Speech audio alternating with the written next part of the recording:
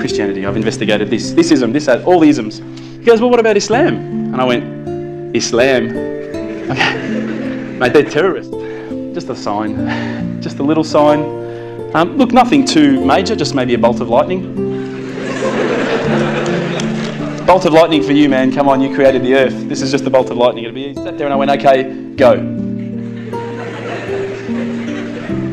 And I swear to you, nothing.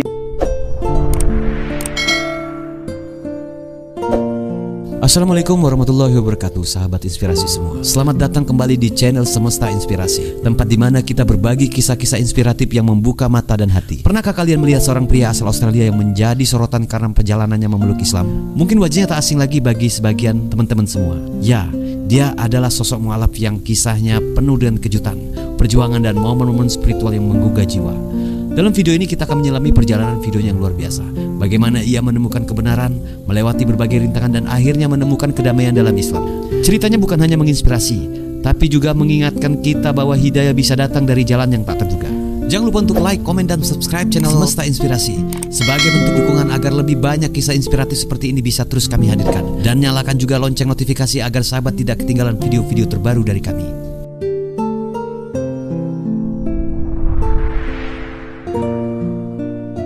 Dog died, which I was particularly upset about. I love that dog.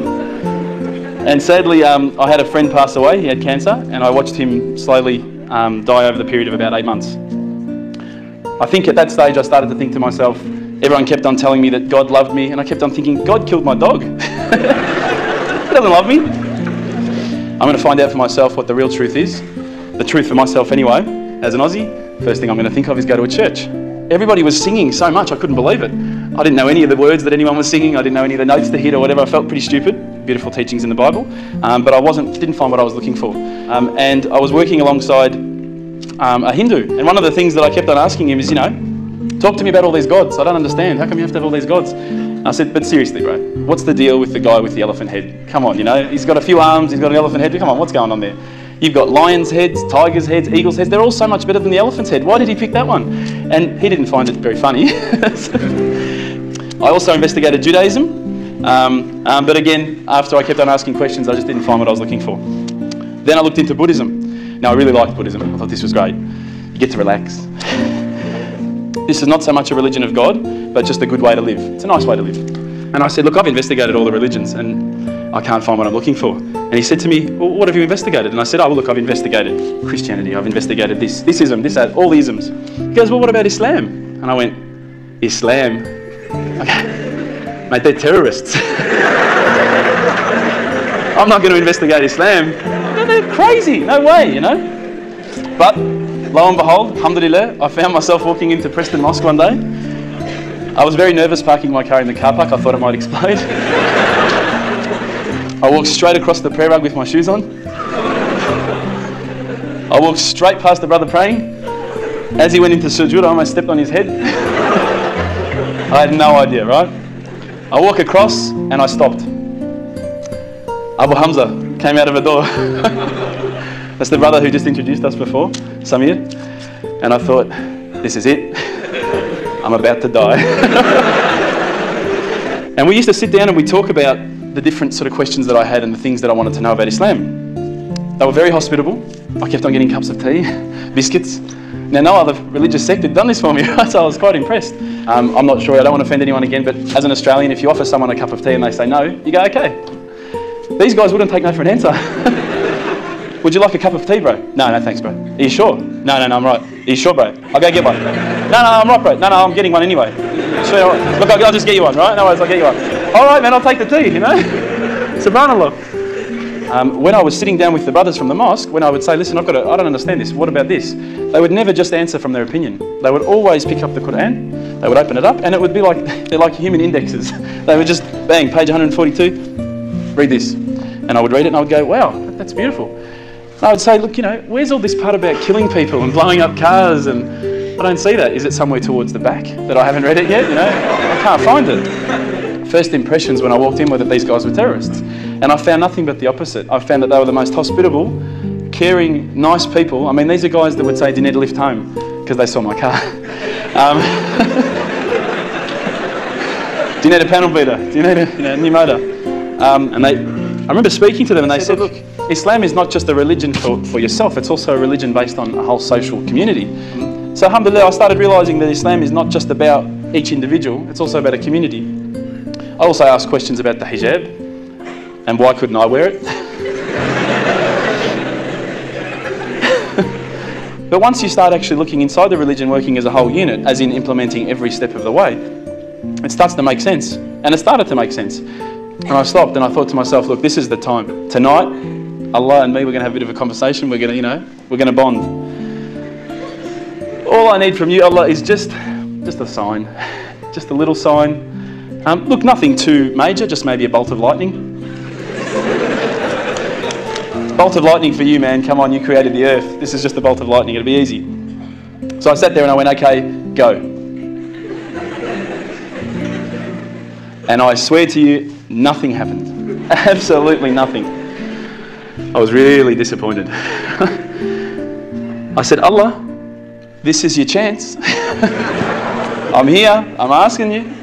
Where's my sign? Come on. I'll give you another chance. Maybe you were busy, it's night time here, it's busy out the other side of the world. Maybe I could just get a bit of a creak in the floor. Maybe I could hear a car backfire. Something that I'll know it's for me, but no one else will know, just between you and me. Again, I said, go.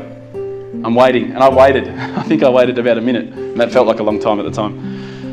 And nothing happened. Absolutely nothing happened. And I was really disappointed. I thought, I'm like on this cliff, I'm on the edge of a cliff. I'm about to jump into Islam, and I just haven't been pushed. I haven't taken that little leap. So I turned the Quran, turned to the next page where I'd finished off. SubhanAllah, the very next verse that I read, for those of you who ask for signs, have we not shown you enough already? Look around you at the skies, the stars, land, the oceans.